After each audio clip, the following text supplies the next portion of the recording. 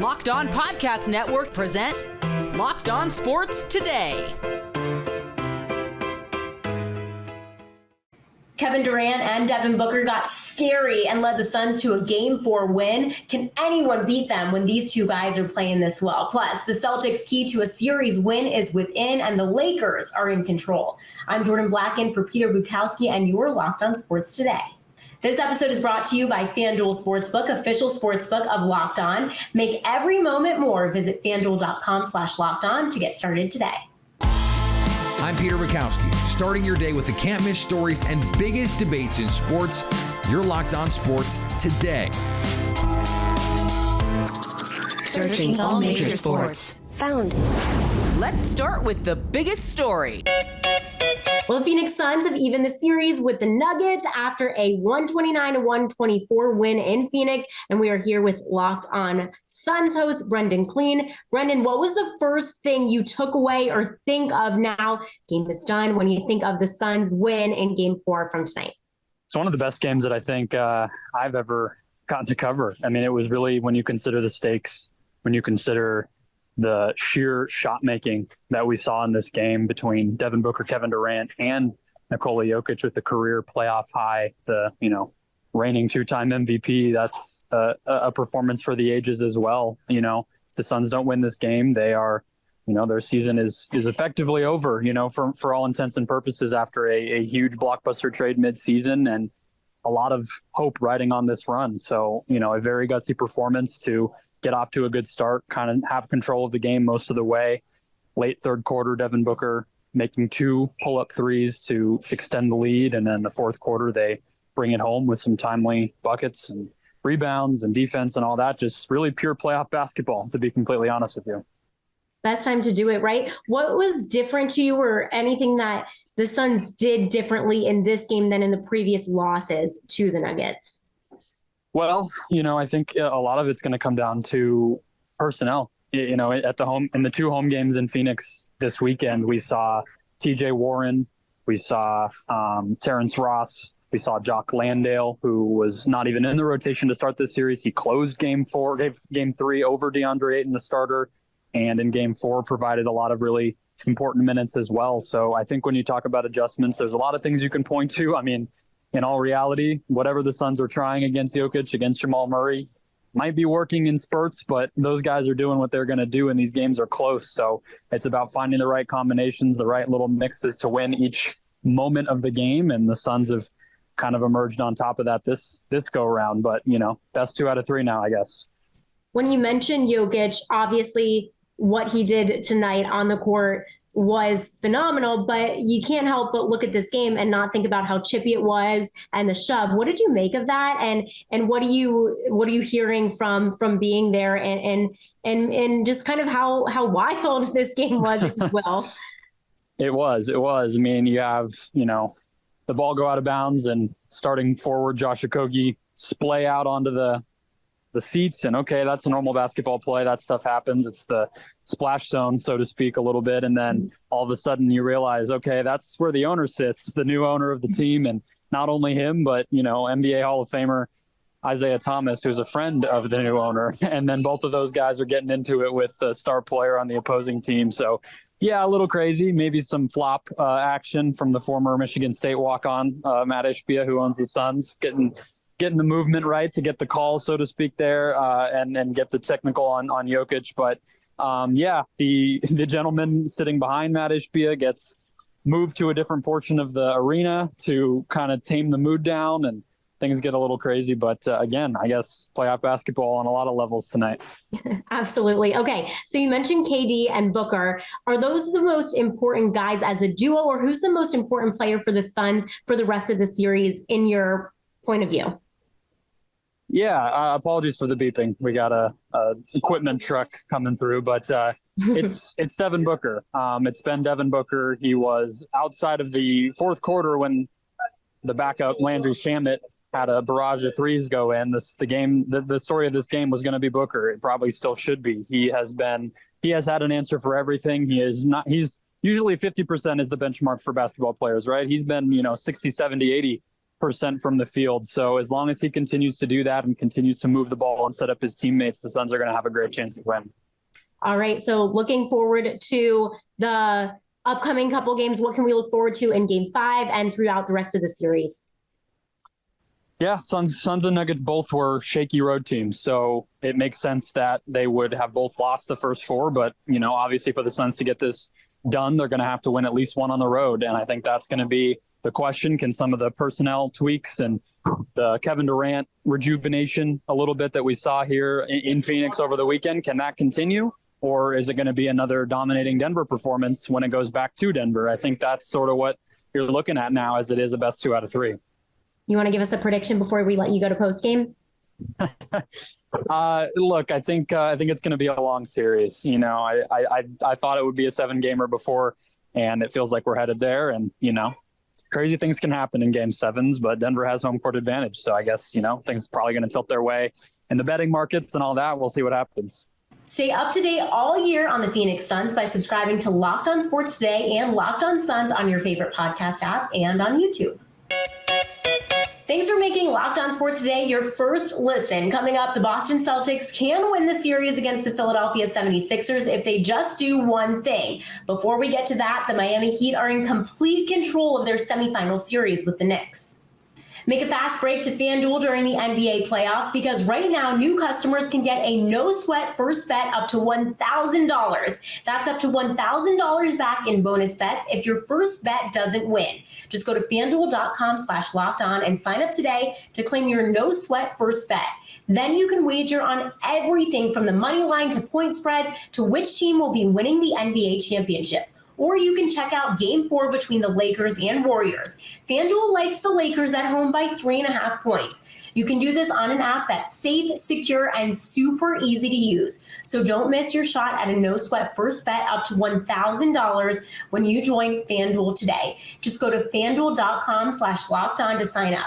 Make every moment more with FanDuel. They're an official sports betting partner of the NBA.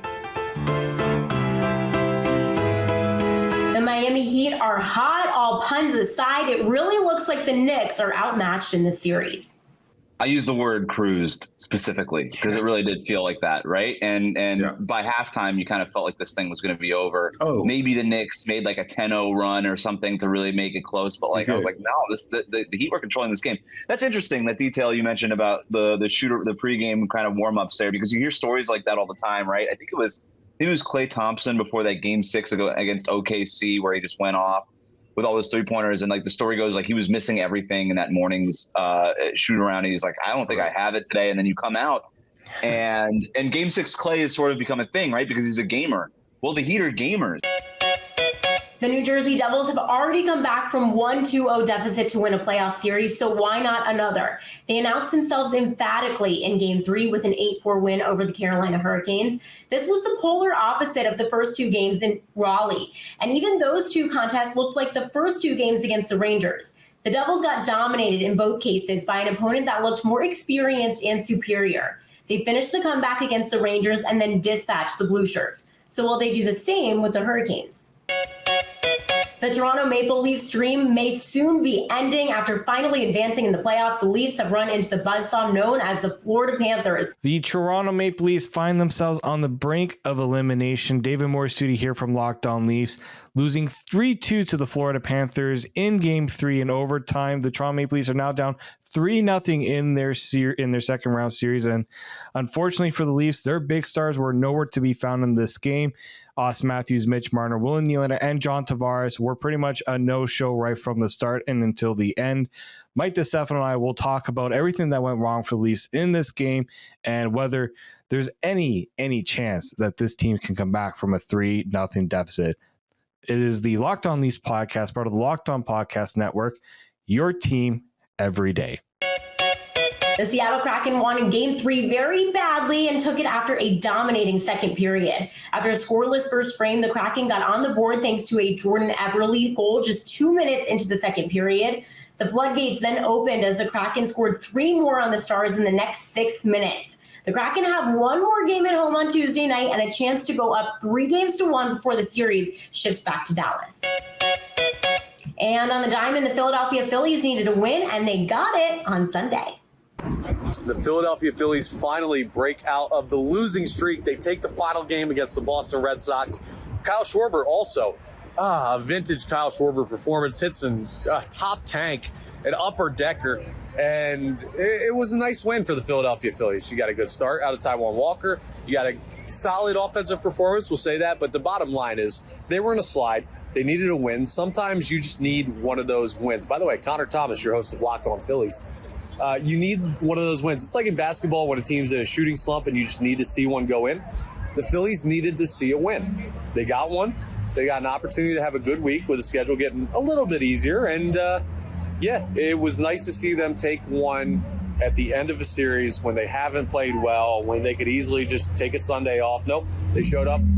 They took the win. And we move on, try to get back to 500. We'll talk more on the latest episode of Locked On Phillies. Alrighty, after a game 4, Celtics lost a close one, overtime 116-115, the final here with Locked On Celtics host John Corrales. I'm Jordan Black. John, this one was wild. It could have gone either way. Give me your initial reaction to tonight's game, today's game, what you took away from it, everything. Yeah, I feel like the Celtics kind of missed an opportunity here. They did not play well enough at the beginning of the game, the first half of the game, to really justify coming away with the win. But they had a big fourth quarter comeback there. It just, to me, it feels like a lot of missed opportunities. As well as they played in the fourth quarter and overtime, they missed rebounding opportunities. They gave too many second chances. They made mistakes. They made the mistake on James Harden, allowing him to get the go-ahead 3. They just didn't execute in some key situations here. This very easily could have been a Celtics win that didn't need overtime. But it was a valiant comeback, and they showed that if they play with this kind of purpose from the beginning, then they're a pretty good team. But they need to continue to do it for 48 minutes. You mentioned defense. Was that something that stood out to you most in this wild game, or was there something else that really stuck out to you? I mean, there's so many things with the defense, especially Al Horford on Joel Embiid. It's a shame that defensive effort was wasted, but the Celtics' fourth quarter defense was just lockdown kind of stuff. Again, until they made a bad decision, Jaylen Brown looking to double off of James Harden when Joel Embiid had the ball. That was a bad decision. The Celtics were up 2. They didn't want to give up a 3-pointer because obviously that puts them in the lead, and it was just a bad decision by Jaylen Brown. You got to let that Joel Embiid possession just play out however it's going to play out. And he was pretty exhausted. The Celtics did a great job of wearing him down. It's something that the Sixers have gotten away with now. Embiid's fatigue factor should be a bigger thing. And it just, by letting them off the hook here, they wasted a really, really good defensive effort down the stretch in the fourth quarter. So returning home Tuesday, how do you think, or how should the Celtics adjust? Well, I think the number one adjustment for the Celtics is just consistency. I do think that Jaylen Brown needs to be more in tuned with the fourth quarter execution. He has to be part of the fourth quarter and the overtime. Didn't touch the ball. He didn't shoot the ball in the overtime. So, when Jaylen Brown, he was the guy that kept them alive early on. He scored their first 14 points. And so that's something the Celtics have kind of struggled with all along.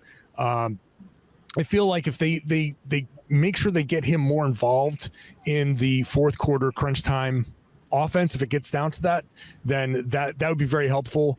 I know there's a lot of talk about Joe Mazzulla and the timeout. Why didn't he call a timeout at the end there? I thought that was okay. But if they're not going to involve Jaylen Brown, then that is a missed opportunity as well.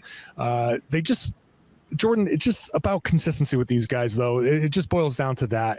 This isn't rocket science. They're better than the Sixers. They've had multiple opportunities to put this series away, and they didn't. They lost 2 close games, and they have 2 easy wins. They need to take this seriously for 48 minutes and not come out as flat as they did. Give credit to the Sixers. They did what they had to do. But the Celtics are their own worst enemy sometimes. So 4 games into the series, now we get to put you on the spot. Do you have a prediction or will you make one? Yeah, sure. I've said Celtics in 6 from the beginning. I think the Celtics are great with adversity. If they can come back here, I think they can finish this thing out in Philadelphia. I feel like the Celtics will win Game 5 at home. That's going to be a good, energetic crowd. I don't think Harden is going to have consecutive great games, and Embiid is just still struggling. He played a ton more minutes in this one. They're really running him ragged. I feel like the Celtics can close this out in 6 games, like I said, but if they give a consistent effort. Stay up to date all year on the Boston Celtics by subscribing to Locked On Sports Today and Locked On Celtics on your favorite podcast app and on YouTube. Coming up, what's standing in the way of the Lakers and beating the Warriors in their series? The Los Angeles Lakers may have been the underdogs to win this series, but they have all the momentum and all the advantage as they head into Game 4. Locked On Lakers hosts Andy and Brian Kamenetsky are pretty happy. Because the Lakers returned an absolute ass-kicking where they were on the bad end of it, with one just as dominant in Game 3. Anthony Davis, who was the most disappointing player among the Lakers, he had company in terms of guys who didn't play well. But when AD doesn't play well, there are more ramifications than when 11 points. He had 11 points in Game 2. It's a lot different when AD has 11 versus like when Schroeder has 4 or 6. Right. Or, like it matters more. Absolutely. The other guys have to hold up their end of the bargains, but it doesn't. Not all bad performances are created equally. AD bounced back in this game with an absolute monster performance, 25 points, 13 rebounds, got to the line 12 times, made 11 of them, 3 assists, 3 steals, 4 blocks. I can't even tell you how many plays he either got a deflection or just blew up what the Warriors were doing offensively. He just wrecked shop the entire time. Between quarters 1 and 2, I don't know if somebody tapped him on the shoulder. I don't know what happened, but he got a little bit more aggressive, coming out higher on the floor, doing both the, hedging harder against the Golden State pick and rolls and still recovering. And was just very much more disruptive. And as a group, the Lakers really cranked it up. Golden State had 38 points in the second and third quarters. Yeah. I mean, to limit Golden State to 38 points over 2 quarters is mind-bogglingly good defense. I don't care how many open shots they might have missed or, shots they might have. That is doing work defensively. And the Lakers, earned this win on the defensive side. It wasn't just the idea of how well you were defending shots or rotations or whatever, particularly in the third quarter. They played some of the most disruptive defense I've seen this group do since the deadline, and that says a lot because they've often been one of the best defensive players in the league. Golden State had 19 turnovers. And finally, New York Jets coach Robert Saleh wishes all this talk about a wish list would go away. Perhaps trying to shield Aaron Rodgers from criticism, Saleh said Friday it's a silly narrative to say the Jets are signing former Rodgers teammates simply because the new quarterback is pulling the strings. The Jets have added 4 ex-Green Bay Packers wide receiver Allen Lazard, quarterback Tim Boyle, tackle Billy Turner, and receiver Randall Cobb, who signed a 1-year contract Wednesday. Offensive coordinator Nathaniel Hackett has something to say about it, While Saleh has a point, don't mind me while I look at the roster for the New York Packers. Green Bay Jets. Come on. Who wouldn't want to bring their old friends from work to come with to their new place of work, right? Thanks for making Locked On Sports Today your first listen. Now go find your favorite team's Locked On podcast and make them your second listen. Coming up tomorrow, will Steph Curry be able to will the Warriors back in LA? So at least until tomorrow, stay Locked On Sports Today. Locked On Podcast Network presents Locked On Sports Today.